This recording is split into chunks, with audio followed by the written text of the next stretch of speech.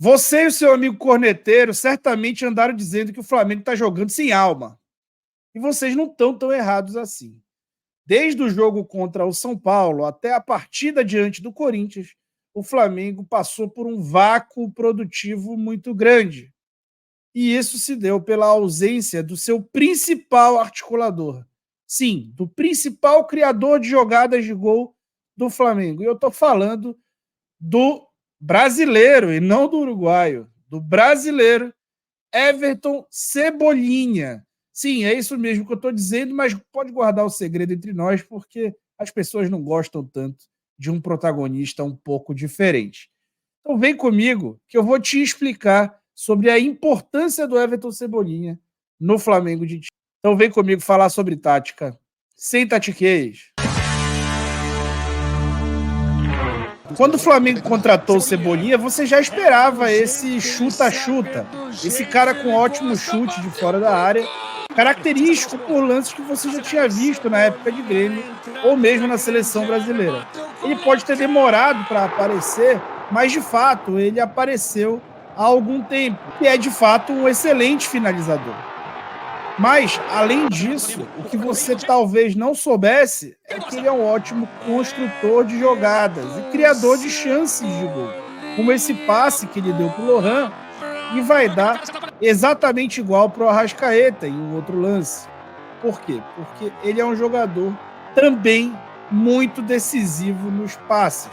Na verdade, ele é o mais decisivo do time nos passes, até mesmo em jogos de grande adversidade, como no jogo contra o Palestino, depois de longo período de inatividade, de ter sido mal escalado pelo técnico Tite. Na primeira oportunidade que teve ali, ele conseguiu colocar o Gabriel na cara do gol, que acabou não sendo aproveitado, o que também é natural, não vai ser todas as chances que vão ser aproveitadas. Mas ele já tem lá as suas assistências para o Pedro, especialmente, porque ele se entende muito bem, até porque o Pedro está sempre ali na área para receber as suas jogadas depois, especialmente. Além de gol e assistência, ele também sabe desobstruir defesas adversárias, ou seja, dar o passe antes do passe final, para construir ali uma criação de chance, e tem se entendido bastante bem com Ayrton Lucas. Pô, mas eu ainda não acredito, essas imagens não me convenceram. Justo, eu fiz elas rapidamente aqui. Vamos mostrar os dados desse cara? Vamos falar de números? Vamos falar primeiro de chances criadas. Todos os dados que eu vou dar aqui nesse vídeo, eles são no intervalo de 90 minutos. Ou seja, pega a minutagem de todos os jogadores do Flamengo na temporada, pega o que eles fizeram em cada atributo desse que eu vou mostrar aqui e divide por 90 minutos. Fazendo essa métrica em chances criadas, o Everton Cebolinha é quem mais criou, 1,71 chances por jogo contra 1,52 do Arrascaeta, que é seguido de Luiz Araújo, De La Cruz e Ayrton Lucas. Quando a gente vai para passe-chave é o passe que cria uma finalização.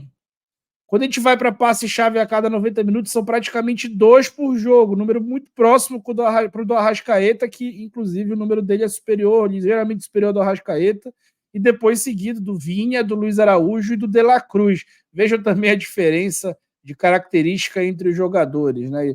O Ayrton na frente do Vinha em chances criadas, mas o Vinha na frente do Ayrton em passe-chave.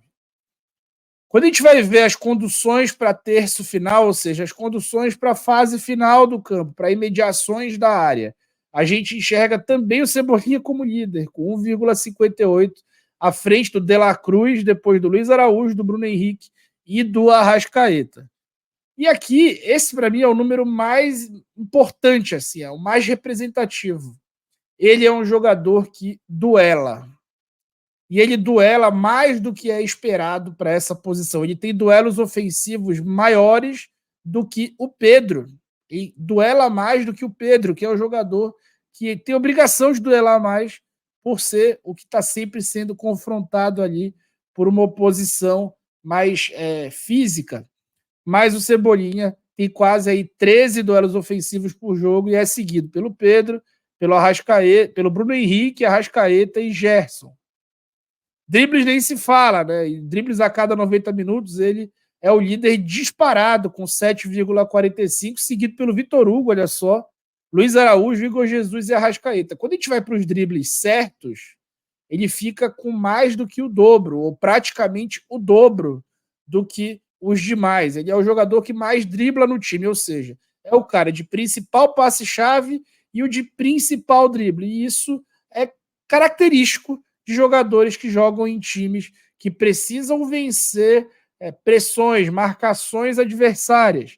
Então ele é um cara que ajuda o Flamengo a furar retrancas e criar chances de gol que andaram rareando. Aí você vai falar, pô, o cara dribla muito, dá muito passe, mas eu vejo o Cebolinha perder muita bola, ele me irrita perdendo bola. E se eu te contar que dos caras mais ofensivos do time, ele é o que menos perde bola?